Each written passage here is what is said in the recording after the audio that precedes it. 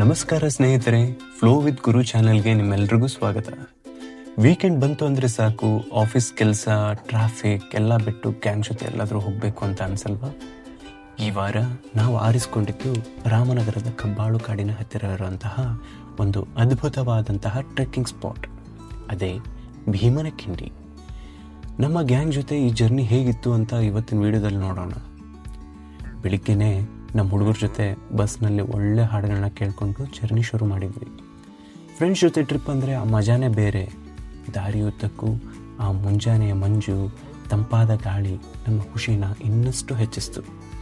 ಕಾಂಚನಹಳ್ಳಿ ಮಾರ್ಗವಾಗಿ ಬೆಟ್ಟದ ತಪ್ಪಲಿಗೆ ಬಂದ್ವಿ.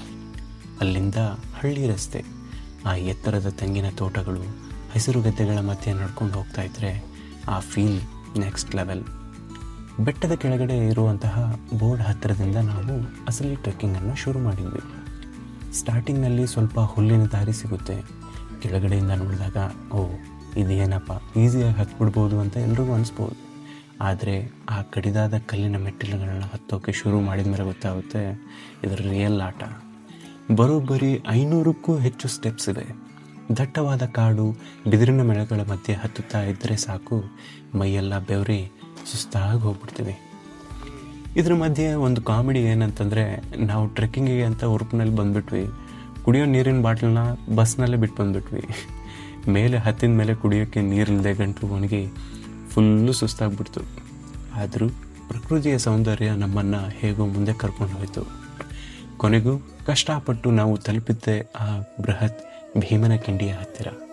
ಆ ಕಮಾನು ಅಥವಾ ಬಂಡೆಯನ್ನು ನೋಡಿದರೆ ಒಂಥರ ಮೈಯೆಲ್ಲ ರೋಮಾಂಚನ ಆಗುತ್ತೆ. ಸ್ನೇಹಿತರೆ, ಈ ಜಾಗಕ್ಕೆ ಆ ಹೆಸರು ಬರಲು ಒಂದು ಅದ್ಭುತವಾದ ಪೌರಾಣಿಕ ಕಥೆ ಇದೆ. ಮಹಾಭಾರತದ ಕಾಲದಲ್ಲಿ ಪಾಂಡವರು ಅಜ್ಞಾತವಾಸದಲ್ಲಿದ್ದಾಗ ಈ ಕಾಡಿನಲ್ಲಿ ನೆಲೆಸಿದ್ರಂತೆ. ಒಮ್ಮೆ ತಾಯಿ ಕುಂತಿದೇವಿ ದಾರಿ ತಪ್ಪಿದಾಗ ಅವಳಿಗೆ ದಾರಿ ಮಾಡಿಕೊಡಲು ತನ್ನ ಮಗನಾದ ಭೀಮ ತನ್ನ ಕೈಯಲ್ಲಿದ್ದ ಗದೆಯಿಂದ ಈ ಬಂಡೆಗೆ ಬಲವಾಗಿ ಹೊಡೆಯುತ್ತಾನೆ. ಆ ಏಟಿಗೆ ಕಲ್ಲು ಸೀಡಿ ಈ ದೊಡ್ಡ ಕಿಂಡಿ ಸೃಷ್ಟಿಯಾಯಿತು ಅಂತ ಇತಿಹಾಸ ಹೇಳುತ್ತೆ. ಈಗಲೂ ಆ ಕಿಂಡಿಯ ಕೆಳಗೆ ಭೀಮೇಶ್ವರ ಸ್ವಾಮಿಯ ದೇವಸ್ಥಾನನ ನಾವು ನೋಡ್ಬೋದು.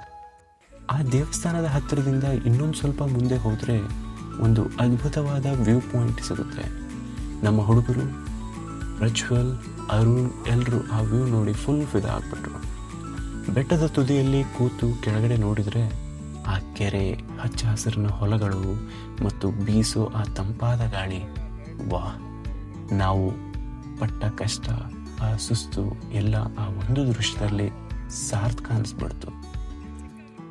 ನೀವು ಕೂಡ ವೀಕೆಂಡ್ನಲ್ಲಿ ಫ್ಯಾಮಿಲಿ ಅಥವಾ ಫ್ರೆಂಡ್ಸ್ ಜೊತೆ ಒಂದು ಒಳ್ಳೆ ಟ್ರೆಕ್ಕಿಂಗ್ ಮಾಡಬೇಕು ಅಂತ ಅಂದರೆ, ಪ್ರಕೃತಿ ಸೌಂದರ್ಯನ ಎಂಜಾಯ್ ಮಾಡಬೇಕು ಅಂತಂದರೆ ಖಂಡಿತ ಭೀಮನಕಿಂಡಿಗೆ ಒಂದ್ಸಲಿ ವಿಸಿಟ್ ಮಾಡಿ. ಆದರೆ ಮೇಲೆ ಹತ್ತುವಾಗ ನೀರಿನ ಬಾಟಲನ್ನ ಮರಿಬೇಡಿ. ಹಾಗೆ ನೀವು ಯಾವುದೇ ಟ್ರೆಕ್ಕಿಂಗ್ ಮಾಡುವಾಗಲೂ ಸಹ ಸ್ವಚ್ಛತೆಯನ್ನು ಕಾಪಾಡಿ. ಪ್ಲಾಸ್ಟಿಕ್ ರಹಿತವಾದಂತಹ, ಪ್ಲಾಸ್ಟಿಕ್ ಮುಕ್ತವಾದಂತಹ ಜಾಗನ ನಾವು ಕಾಪಾಡೋದು ನಮ್ಮೆಲ್ಲರ ಧರ್ಮ. ಈ ವಿಡಿಯೋ ನಿಮಗೆ ಇಷ್ಟ ಆಗಿದ್ದರೆ ದಯವಿಟ್ಟು ಲೈಕ್ ಮಾಡಿ, ನಿಮ್ಮ ಸ್ನೇಹಿತರಿಗೆ ಶೇರ್ ಮಾಡಿ ಮತ್ತು ಇಂತಹ ಇನ್ನಷ್ಟು ವಿಡಿಯೋಗಳಿಗಾಗಿ ನಮ್ಮ ಫ್ಲೋ ವಿತ್ ಗುರು ಚಾನಲ್ಗೆ ಸಬ್ಸ್ಕ್ರೈಬ್ ಆಗೋದನ್ನು ಮರಿಬೇಡಿ. ಮತ್ತೆ ಮುಂದಿನ ವಿಡಿಯೋದಲ್ಲಿ ಸಿಗೋಣ. ಅಲ್ಲಿವರೆಗೂ ನಮಸ್ಕಾರ.